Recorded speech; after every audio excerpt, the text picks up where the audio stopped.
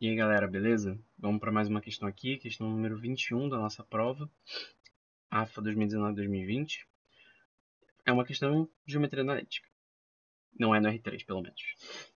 O ponto da reta Rx mais 3y menos 10 igual a zero, que está mais próximo da origem, é também exterior a uma circunferência Blau, com K pertencente aos inteiros, isso vai ser importante. É correto afirmar que dentre os possíveis valores de K... Tá. O que a gente tem que pensar nessa questão aqui? Ele fala de um ponto específico da reta, um ponto que está mais próximo da origem. Então, vamos com calma. A gente quer um ponto. Então, vamos reescrever essa equação da reta aqui para ficar numa coisa mais legal para a gente, né?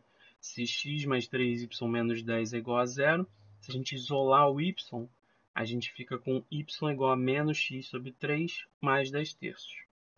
Beleza? E aí, pensa o seguinte. Se eu tiver uma reta perpendicular a essa, que passa pela origem, pensa só. Eu tenho a reta, eu tenho a perpendicular que passa pela origem. Esse ponto de encontro dessas duas retas vai ser o menor ponto, vai ser o ponto de menor distância, certo? Vai ser o ponto mais próximo da origem que a gente tem. Beleza? E como que eu encontro essa reta perpendicular, então? Bom, eu sei que o coeficiente angular da minha reta tem que ser 3. Por que tem que ser 3? Porque tem aquela regra, né? Se você não lembra, dá uma revisadinha, mas eu acredito que todo mundo lembre, que o coeficiente de duas retas, o coeficiente angular, né, o produto dos coeficientes angulares de duas retas perpendiculares é menos 1. Aqui a gente tem um coeficiente angular de menos 1 terço. Então aqui a gente tem que ter um coeficiente de 3 para quando eu multiplicar o menos 1 terço ficar menos 1. Tranquilo?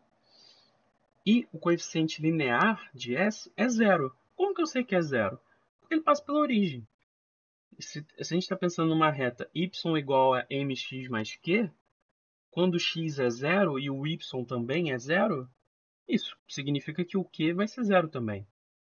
Tranquilo? Então, a gente obtém aqui a nossa reta. Y igual a 3x. Né? Ela é perpendicular e ela passa pela origem. Passa pelo ponto 0, 0. Ok? E, pô, como que a gente... por que a gente está fazendo isso, né? A gente quer a interseção dessas duas retas. Então, bora fazer. A interseção vai ser dada por um sistema. Só resolver esse sistema, então. 3x é igual a menos x sobre 3 mais 10 terços. Ok? E aí, passando x sobre 3 para o outro lado, igualando a 10 terços, a gente obtém x igual a 1. E aí, claro, se x igual a 1, se a gente jogar aqui, que é mais fácil, y dá 3. Então, nosso ponto é o ponto 1, 3. Esse é o ponto de interseção da reta R com a reta S, perpendicular a ela. Repara, a partir de agora eu não vou usar mais a reta S para nada. De certa forma, eu não vou usar nem a reta R. Eu só vou usar esse ponto. Isso tudo que eu fiz foi para encontrar esse ponto. Que é esse ponto que vai ser importante. Por quê? Porque ele fala o seguinte, o ponto da reta tal, que está mais próximo da origem, é exterior à circunferência tal. Ou seja, a gente vai pegar esse ponto e vai garantir que ele seja exterior a essa circunferência. É isso. Tá? Claro, deu trabalho para encontrar esse ponto. Ele podia, numa questão mais fácil, ele teria dado para você esse ponto. Mas vamos, agora a gente já sabe isso, vamos resolver. Então, olhando agora para a circunferência. Vamos simplificar um pouquinho as coisas, né? Nada me impede de dividir tudo por 2 aqui.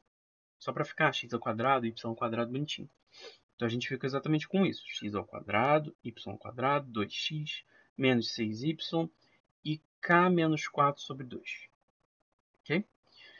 E aí, o que a gente vai fazer? Aquela velha história, velha técnica de completar quadrado. Aqui eu preciso de 1, né? E aqui eu preciso de 9. Se você não viu ainda, deixa eu melhorar para você.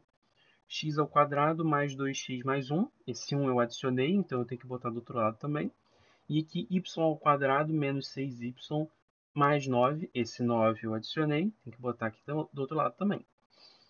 E pronto, esses dois parênteses aqui representam justamente né, vai ficar x mais 1 ao quadrado e y menos 3 ao quadrado. Isso vai dar para a gente o centro dessa circunferência.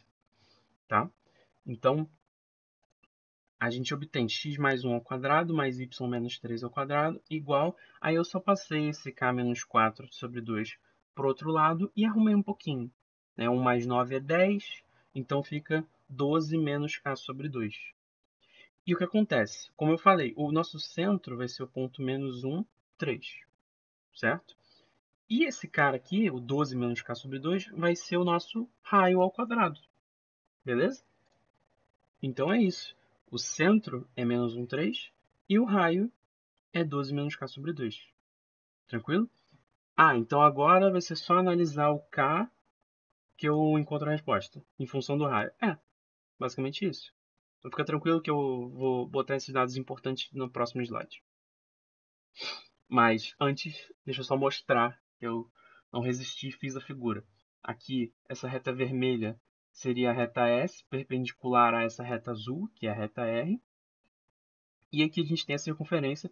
Claro, esse raio, ele varia. Então eu fiz com um raio que fosse permitido, mas poderia ser menor, poderia ser um pouco maior que esse. Tá? O que importa é que não cruze, não passe pelo ponto P. O ponto P tem que ser exterior a essa circunferência. Tá? Eu tenho um probleminha muito sério de geometria, então a figura sempre me ajuda a entender. Mas, continuando. Vou mover a figura para cá, só para a gente ter um pouquinho mais de espaço. E aqui eu já deixei a resposta bonitinha para a gente. A gente vai chegar aqui, K pertence a esse conjunto aqui. Como que a gente vai chegar nisso? Bom, aqui eu botei de novo os dados mais importantes, né? O centro e o P, os dois pontos. E a gente chega que o raio ele tem que ser entre 0 e 2. Ele tem que ser maior que 0, claro, porque o raio tem que existir. É uma coisa geométrica. E repara, por que 2? Porque é exatamente a distância entre esses dois pontos. Né? É fácil calcular essa distância. De menos 1, 3 até 1, 3, tem uma distância de 2 em x. Beleza? Até que nessa figura, se você olhar bem, né, a malha que eu deixei de propósito, a diferença é de 2 mesmo. Então, o raio ele não pode ser menor do que 0, obviamente, e ele tem que ser menor que 2. E isso vai resolver nosso problema. Porque é a mesma coisa que dizer que essa raiz aqui está entre 0 e 2. E é só resolver. Elevamos ao quadrado, aí só muda aqui, sai a raiz e aqui fica 4. Aí a gente passa o 12 para o outro lado, né? No caso, diminui 12 de todo mundo, melhor dizendo. Fica menos 12, menor que menos k sobre 2, menor que menos 8. Daí a gente fica que 12 é maior que k sobre 2, que é maior do que 8. E aí, multiplicando tudo por 2, a gente fica que 16 é menor que k, menor que 24. E aí sim, a gente chega nessa resposta aqui. O k, ele pertence a 17, 18, 19, 20, 21, 22, 23. Ele não pode ser 16, porque isso implicaria no raio ser 0. Ele não pode ser 24, porque, quer dizer, ele não pode ser 16 porque implicaria no raio ser 2. Ele não pode ser 24 porque implicaria no raio ser 0. Tranquilo? E pronto. Agora é literalmente só pegar esse conjunto e analisar. Tem 8 elementos? Não, tem 7, né? Só olhar. São 3 números que são primos? Pô, 17 é primo, 19 é primo, 23 é essa a resposta. Há um elemento que é um quadrado perfeito? Não. O 16 não está e nem o 25, que seria o próximo. E, claramente, não existem números negativos aqui. Beleza? Então é isso. Espero que vocês todos tenham entendido. Bora para a próxima.